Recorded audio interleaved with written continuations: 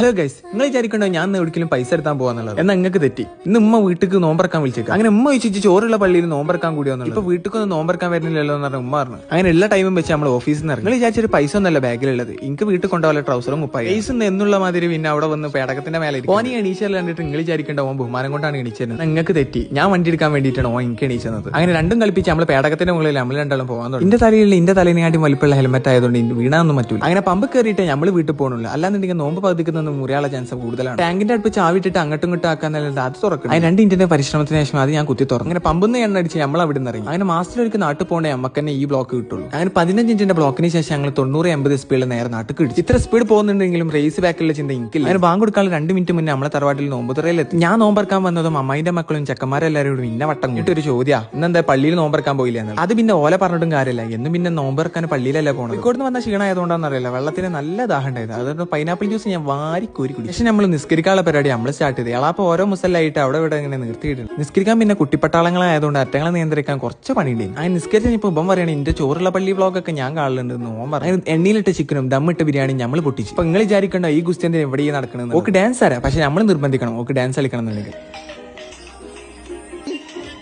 ഇവൻ പിന്നെ ഫോളോ ആയതുകൊണ്ട് നമ്മൾ വരുന്നതും പോണതും അറിയണില്ല. എന്നാ പിന്നെ ഞാൻ ചോറിക്കാനുള്ള പരിപാടി നോക്കട്ടെ, ബാക്കി പിന്നെ.